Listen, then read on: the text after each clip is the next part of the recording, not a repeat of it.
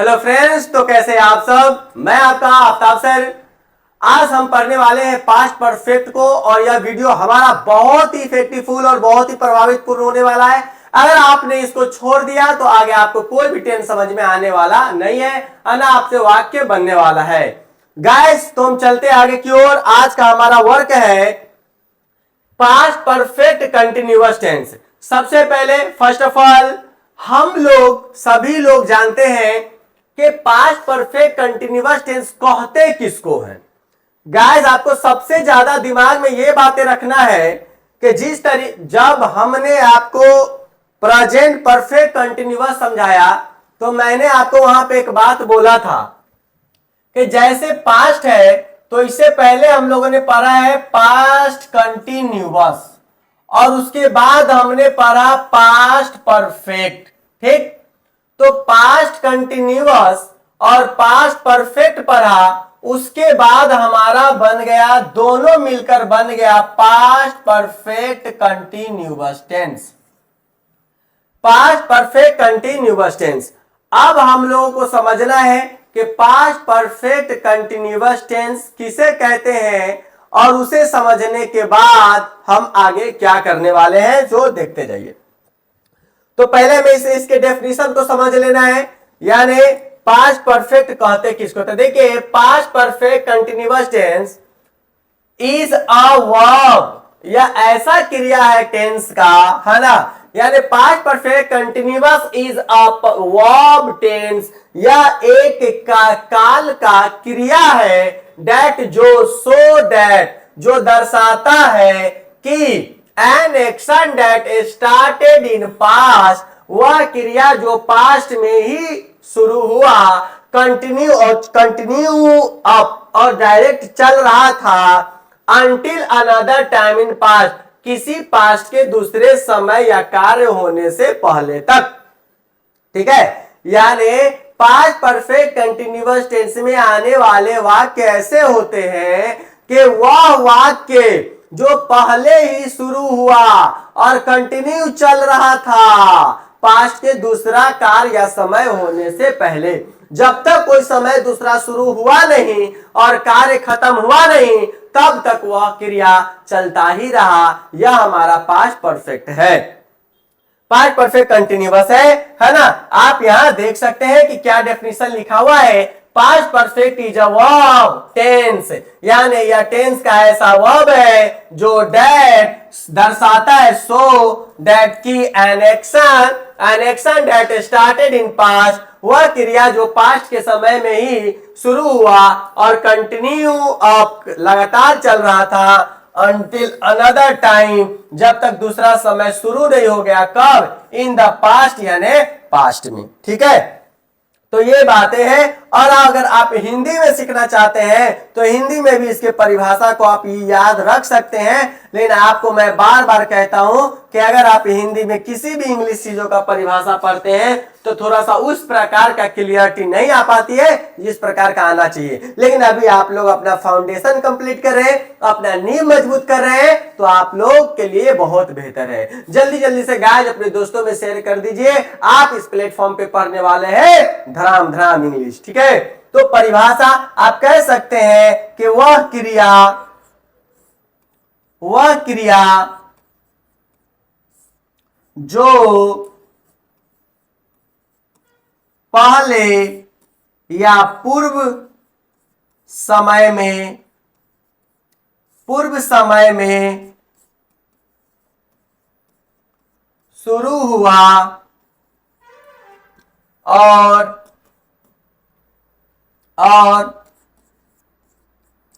लगातार चल रहा था या हो रहा था। ठीक है, उसके साथ साथ आप ये भी आप कह सकते हैं, इसकी पहचान अगर आपको याद रखनी है तो आप पहचान भी लिख सकते हैं कि रहा था, मुख्य क्रिया के बाद रहा था, रही थी, रहे थे, लगा, होता है। पहचान इसकी है कि रहा था, रही थी, रहे थे लगा होता है। और आप जो है इसमें एक बहुत इंपॉर्टेंट नोट याद रखेंगे जो मैं आपको इससे पहले प्रेजेंट परफेक्ट कंटिन्यूअस पढ़ाते समय भी बताया था। यानी हमने इसकी पहचान बताने से पहले तो हमने प्रेजेंट परफेक्ट कंटिन्यूअस पढ़ा है। प्रेजेंट परफेक्ट कंटिन्यूअस में भी हमने बोला था कि रहा है, रही है के साथ आप याद रखिएगा कि समय दिया हो और समय के साथ से लगा हो तभी वह वाक्य परफेक्ट कंटिन्यूअस बनता है। तो यहां भी याद रखना है नोट में कि समय के साथ, समय के साथ, समय के साथ से लगा हो, समय के साथ से लगा हो तभी आपका क्रिया होगा क्या, पास्ट परफेक्ट कंटिन्यूअस टेंस होगा, अन्यथा नहीं होगा। ठीक है, तो जल्दी से पहले इसके डेफिनेशन को लिख लीजिएगा, फिर आगे हम समझने वाले हैं बहुत ही अच्छे ढंग से कि पास्ट परफेक्ट कंटिन्यूअस टेंस किसको कहते हैं। पहले ये लिख लीजिए, उसके बाद इसकी पहचान लिख लीजिए, इसका नोट भी याद रखेंगे कि समय दिया होगा और समय के साथ से लगा होगा तो ये पास्ट परफेक्ट कंटिन्यूअस कहलाएगा। सीधा रहा था, रही रहेगा तो वह तो पास्ट कंटिन्यूअस भी हो सकता है, हो सकता है ना। आप पहले पढ़े है कि मैं पढ़ा रहा हूं, मैं पढ़ा रहा था रहेगा, पास्ट कंटिन्यूअस हो जाएगा। आई वॉज टीचिंग, है ना, मैं जा रहा था, आई वॉज गोइंग, तुम आ रहे थे, यू वर कमिंग, इस प्रकार का हो जाएगा। तो रहा था, रही के साथ ये भी याद रखेंगे कि समय के साथ क्या लगा हो, से लगा हो, तभी आपका पास्ट परफेक्ट होगा। ठीक है, जल्दी से इसे कंप्लीट कर लीजिए, फिर इसके स्ट्रक्चर पे हम बात करने वाले हैं। ठीक है, आगे की ओर चलते हैं। Structure of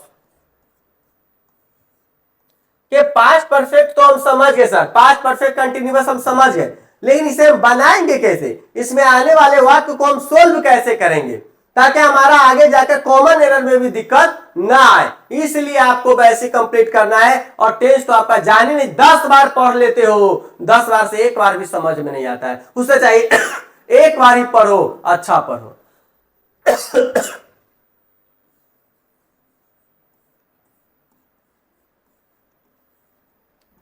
structure of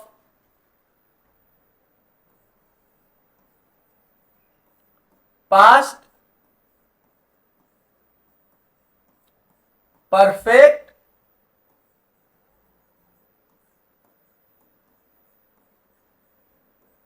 continuous tense, यानी पास्ट परफेक्ट कंटिन्यूअस टेंस का स्ट्रक्चर क्या होता है, बहुत ही ध्यान से देखना है। इससे पहले आप प्रेजेंट परफेक्ट में जाकर अच्छे से प्रेजेंट परफेक्ट कंटिन्यूअस टेंस को समझ लीजिए, उसके स्ट्रक्चर को समझ लीजिए, और स्ट्रक्चर में जो सिंस और फोर आता है उसको आप अच्छे से समझ लीजिए, तब आप यहां पर अच्छे से आप समझ पाएंगे।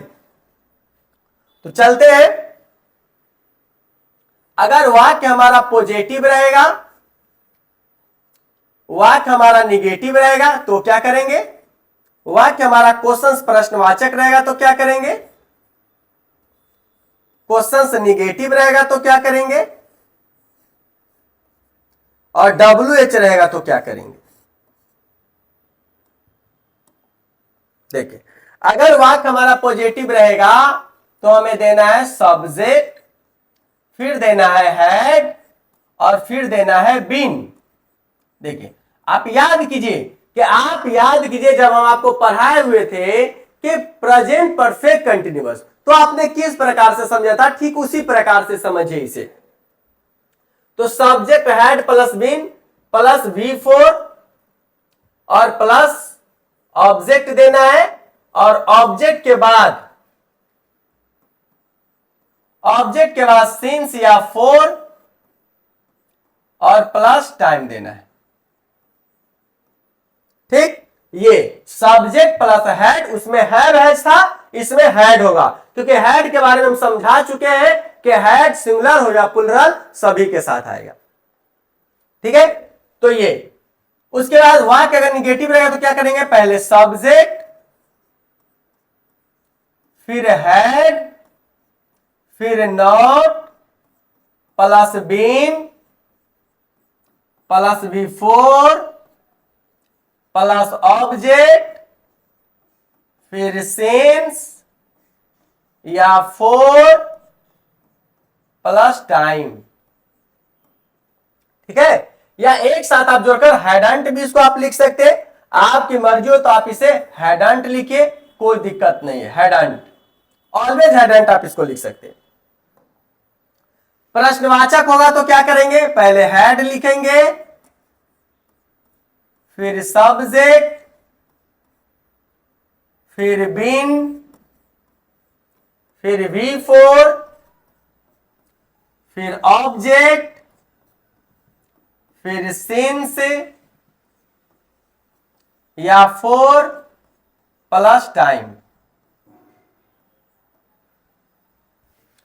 अगर हमारा क्वेश्चन निगेटिव हो जाएगा,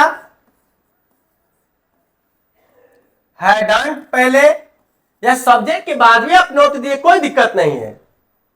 subject plus been plus before plus object, फिर सिंस या फोर प्लस टाइम।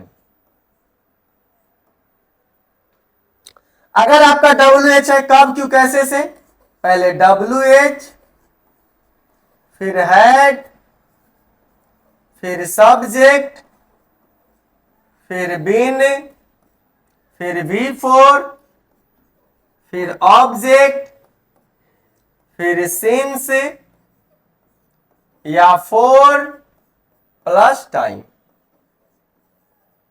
इस प्रकार से जो है आप पहले स्ट्रक्चर को कंप्लीट कीजिए। स्ट्रक्चर कंप्लीट करने के बाद जो है आपको अच्छे से समझ में आएगा।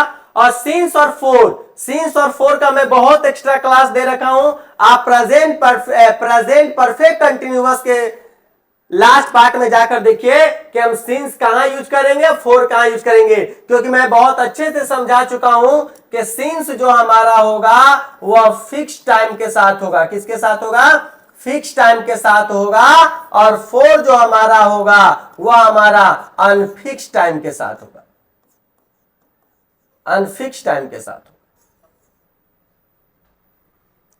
ठीक है, तो ये पहले कंप्लीट कर लीजिए स्ट्रक्चर को कि हमारा आज जो हमने समझा, अभी जो हमने समझा है वो हमने समझा है कि हमारा पास्ट परफेक्ट कंटिन्यूअस टेंस क्या है, किसे कहते हैं। रहा था रही थी हिंदी में समझना है तो इसे ये भी समझ सकते हैं, लेकिन इसमें भी आपको समझना है कि समय के साथ से लगा होना चाहिए। और उसके बाद आपको समझ ये लेना है कि हमारा जो सिंस और फोर यूज कहां होगा, और डेफिनेशन को और स्ट्रक्चर को अच्छे से आप लिखकर और बढ़िया से कंप्लीट कर लीजिए ताकि आगे आपको कोई कठिनाई नहीं हो। फिर उसके बाद हम फ्यूचर को लाने वाले हैं। फ्यूचर पढ़ने के बाद आपके सारे वॉइस नरेशन वगैरह सारे सिलेबस आपको यही मिल जाएंगे, जो भी इंग्लिश में पढ़ना जरूरत होता है, चाहे वह क्लास का हो चाहे वह कॉम्पिटेटिव।